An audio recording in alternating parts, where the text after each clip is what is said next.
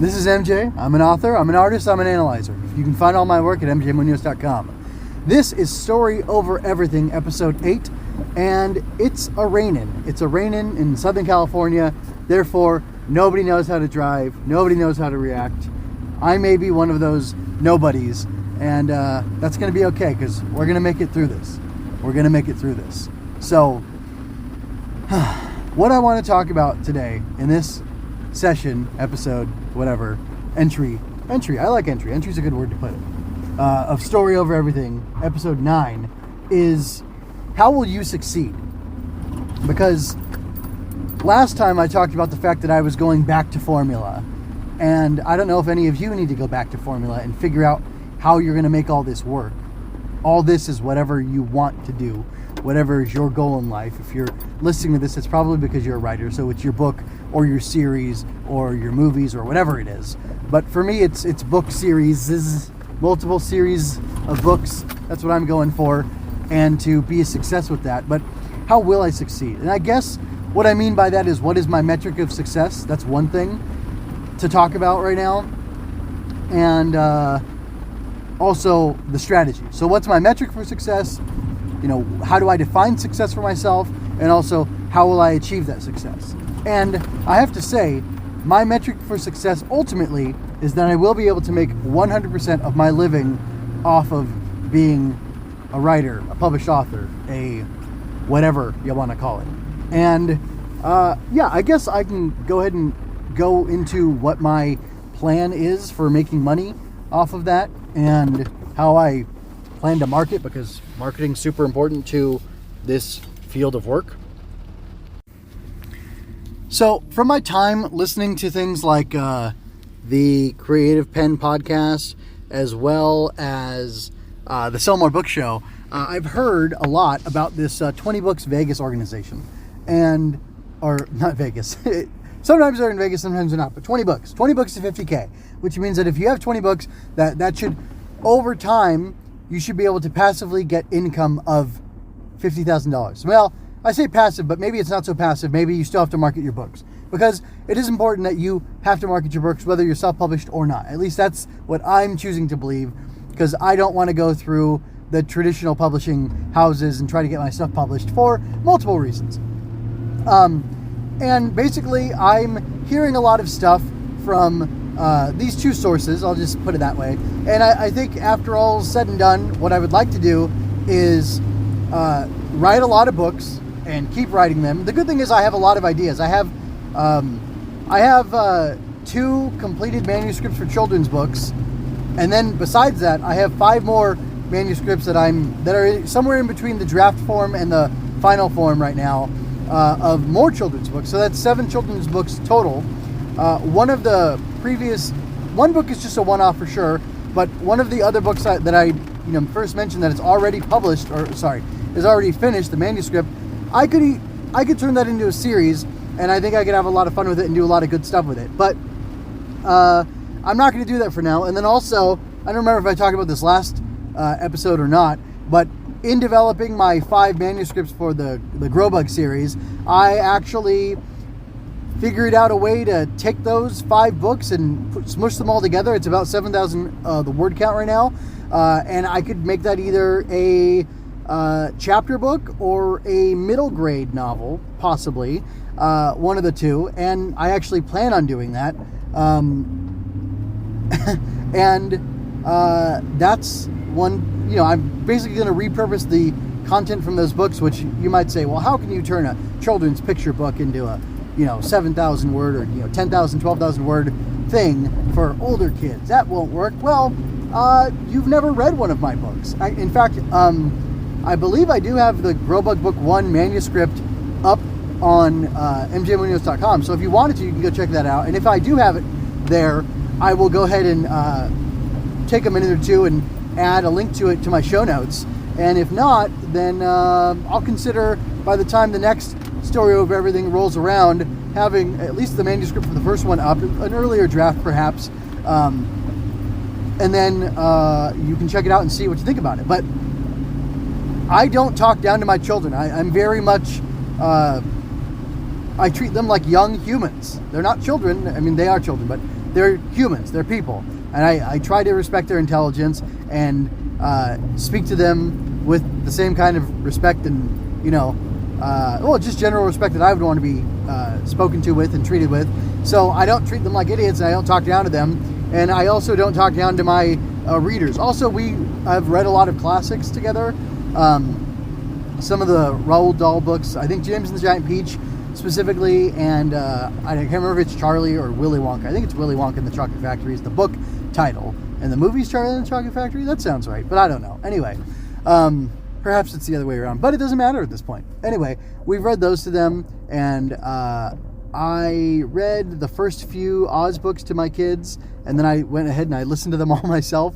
But I don't think L. Frank Baum, who's the author of the 14 original Wizard of Oz books, speaks down to children as he's writing to them. It's old-timey, so he addresses things in funny ways, like he says, "Oh, our friends, Dorothy and her companions, how will they get out of this danger? I don't know. Let's keep reading and find out." That kind of that's not a direct quote. It's a very much of a very sloppy paraphrase, but he does stuff like that, which I think is cute and charming and quaint. But it's not talking down to the kids, because like in the first book, Dorothy gets enslaved by the witch, and it looks like her friends or the lion gets enslaved too, and like she's forced to work for her, and like there's something funny that the witch wants to go to the Dorothy at night when she has her silver slippers off, but the witch is afraid of the dark, much like a child would be. But like it's not like, oh, the witch is afraid of the dark just like a little child like you would be. It's just stated matter-of-factly, and a kid would either pick up on that and laugh, or they would notice it and be like, ooh, I'm afraid of the dark too. That witch is afraid of the dark. It's a legitimate thing to be afraid of, which I don't think is negative. For one thing, you're not going to have any sympathy for the witch, because pretty shortly after you find out about her being afraid of the dark, she is absolutely awful to Dorothy. And I mean, she really has been the whole time around that, but it's really strong. Like, when she dies, you're pretty happy in the book, just like in the movie. But I don't even think Scarecrow's in danger. Oh yeah, Dorothy's just fed up with her because she's being such an awful person, and she just throws a bucket of water on her. There's no fire or anything, and then the witch is like, "No, didn't you know?" And Dorothy's like, "Nah, I didn't know, lady. Sorry." But anyway, getting back on track, like I have, I don't know how I got to that, but my basic point is I honestly have ideas for hundreds of books. How can you possibly have ideas for hundreds of books, you might ask? Well, I'm a fan of pulp novels, of pulp type stories. And I'm getting into pulp novels. I have read Greg Taylor's 4 or 5 pulp novels. I've read / listened to like 6 total. I think 4 Red Panda and 2 Blackjack Justice. And then also, I think Finn's Golem is technically it's like, I don't know, not steampunk. What's that other one? The one in the future. It's like that Blade movie, Blade Runner. Is that what that's called? Yeah, Blade Runner, which is originally a Philip K. Dick novel or short story. I can't remember which. But anyway, it's that kind of thing. Cyberpunk. Is that what they call it? Cyberpunk? Yeah, maybe cyberpunk. Anyway, but it's still basically a noir story. And I listened to that whole thing. So, that's pulpy. And I like pulps. I've also, listened to all of the Red Panda, they're like 25 or so minute episodes, and they're all done in the tradition of The Shadow and Doc Savage and all the old radio serials. So, like, I really like that stuff, and, they didn't run out of ideas for those. And, of course, I'm not saying I'm going to write 120 books on a single character, like Greg Taylor could have done. But if you take 120, oh boy, I'm going to do math real quick, this is going to get scary. If you take 120 episodes and just call them all 30 minutes, round up a little bit, or, heck, call them 20 minutes and round down, divided by 30, I think that's, 4 novels you would have gotten out of that. Is that right? I don't know. Maybe, I don't know. Sorry.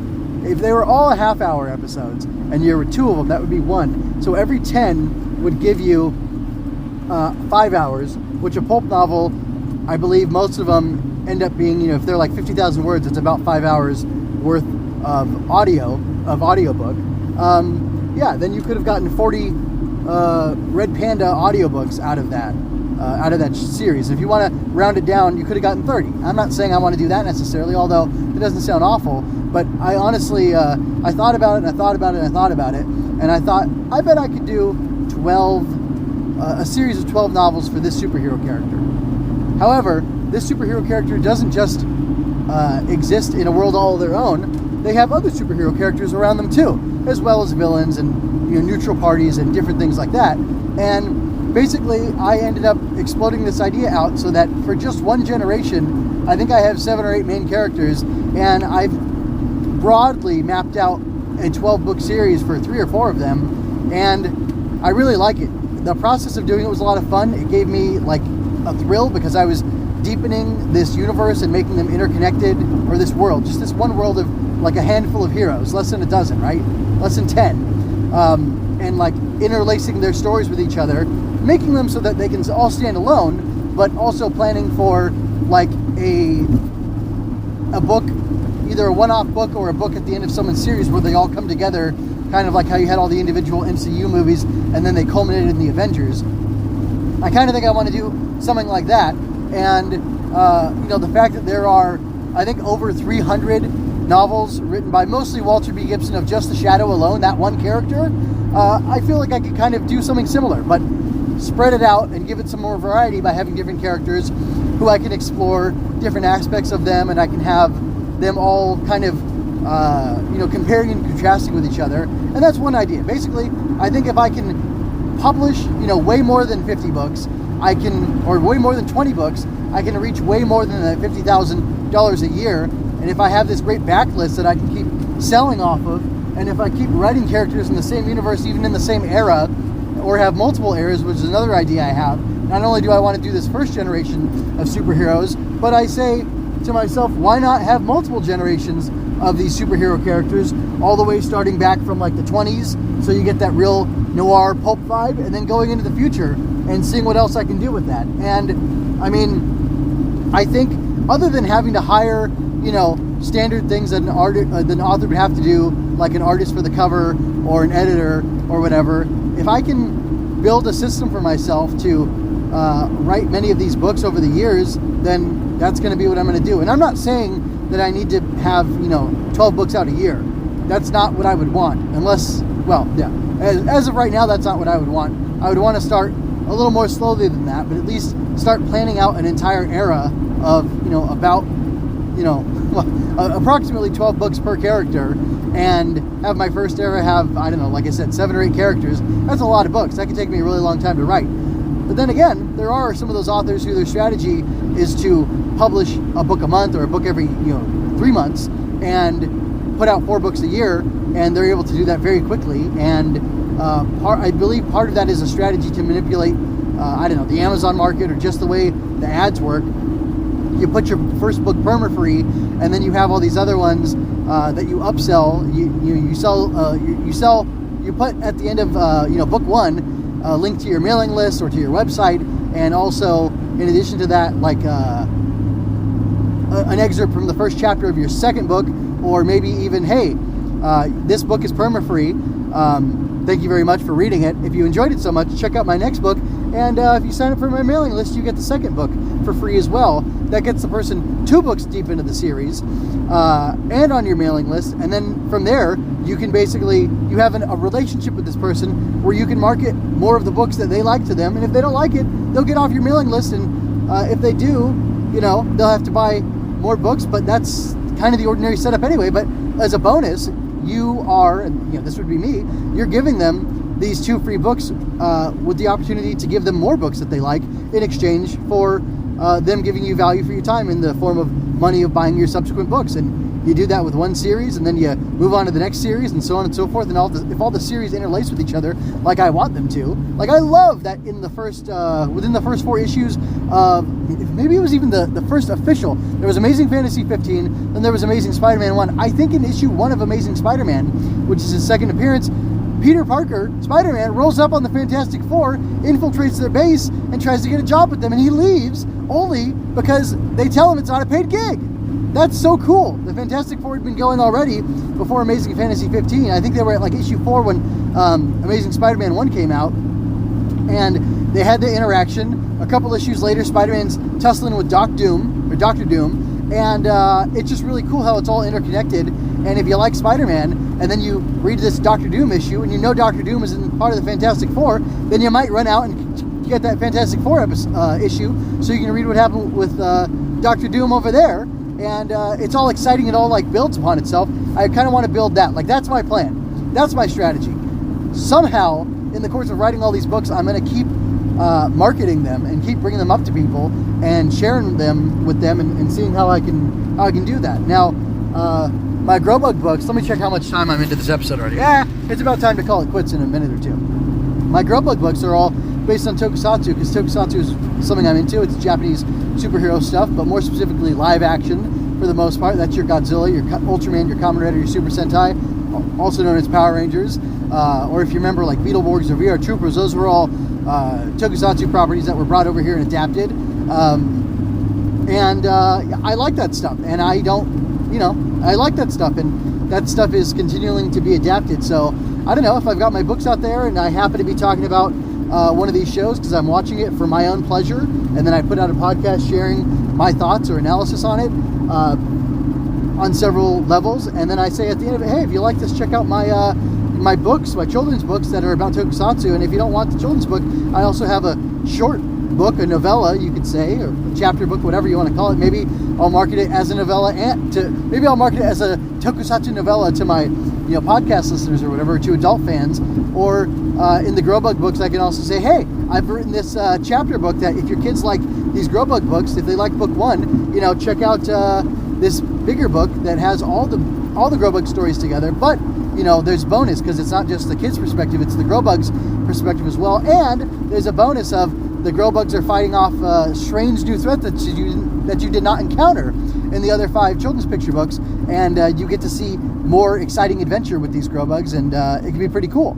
That's basically my idea, and that's what I want to do. And I'm hoping that doing that strategy effectively over time and making sure I focus on continuing to write my books.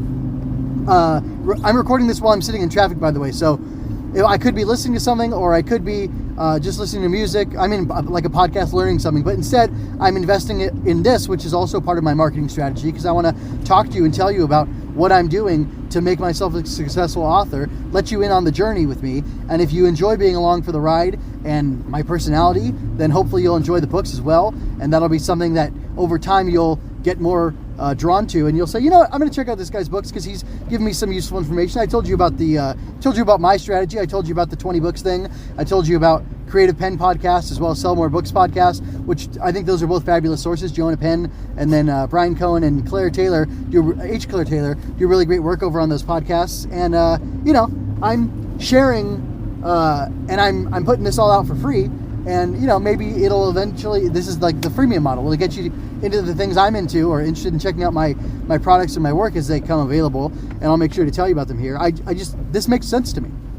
I'm elevating what could be wasted time and turning it into time I have for marketing my books, even though my books aren't finished yet. I'm in the process, though, and I'm going to work on them more. And it's like each week I slowly add more. And I don't know if I want to do this as an official segment anymore, because I had it more I had it as something that was more not thought out, but something that was more meticulously planned out, and I don't want to do that anymore because it felt like it was eating up too much time, the formatting of how I would do Story Over Everything, the first 6 or 7 episodes, I think. But I'm doing it off cuff. I'm doing it real loose now, and I prefer this. It's only been 2 episodes, but I prefer it because it's a lot more fun, a lot more easy to do, a lot more stream of consciousness, which is good for me, I think, as a creative. But anyway, I totally lost my frame of... I totally lost the thread there. So, you know what? I'm just going to go ahead and call it, because I'm the boss here and I can do that. But, check out mjmunoz.com. Look for my books, mjmunoz.com/books or mjmunoz.com. When the books are out, there should be something big at the top telling you about the books and to check them out. And, I stole this from Joanna Penn. I want to sell my books direct and sell them to you for cheaper than you can get them on Amazon. Maybe it's less. I've heard different strategies. People say don't go cheap, don't discount stuff, do a value added instead. So when you buy one book, from my website, you get an opportunity to buy a second book at a discount, or is that selling cheap? I don't know how all that works. I got to figure that out, but I'm going to do that. I'm going to work on it all, but I'm not going to bore you with me stammering and struggling and trying to figure out how to fill up the space with something clever. So anyway, yeah, that's it. I'm going to go ahead and get going. And, oh boy. No, we're good. I'm going to go ahead and get going, and I'm going to wish you peace and blessings, folks. No, just the one of you that's listening. I'm wishing you peace and blessings. Nobody else. Anyway, but I also, if you're here because you're a writer, then as they say in the business, happy writing. Go write. Don't forget to do it. Don't forget to drink your Ovaltine. You need to make sure that you're putting in the work every day that you can, even if it's 5 minutes a day, 10 minutes a day. Write. Maybe reread. Don't. Anyway, I'm telling my daughter, my eldest, don't edit. Don't go back over. Just keep writing. Keep developing your story. If you find you need scenes, add it to your outline. Hey, I need a scene here, or I need a chapter here where I add this, and then just go forward and write. Just write until you're done, and then go back over it. Because that's the stage I'm at with the Grow Bug books. I've written all 5. The manuscripts are done. All draft or book 1 and 2 are basically done 100%. I'm very happy with them. Books 3, 4, and 5 need a lot of work. They need to have drafts 2 and maybe 3 put through them, but I'm gonna try to do that. I'm gonna try. I will be doing that over the course of next week. So in between this episode of Story Over Everything and the next one, I will have made more progress on the Grow Bug books, and I'll fill you in on what that is next time. Because maybe, I don't know, every other episode or every 3 or 4 episodes, I'll say, what am I doing? What's my progress on the books? And I'll share that with you. And it might be a shorter episode or maybe not, depending on what I have to say at the time. Like I said, this is all stream of consciousness going off. So yeah, go out there and write. If you enjoyed me talking about the writing process, then hopefully you'll enjoy reading or listening to my writing instead. So go over to mjmunoz.com or mjmunoz.com/books and check out what I have there. My plan is to keep that updated all the time with the latest and greatest of my writing, whether that be books, audiobooks. You should be able to buy direct from me there. And yes, so please go ahead over there to MJ Munoz or mjmunoz.com/books and check out all the good stuff I have to offer there.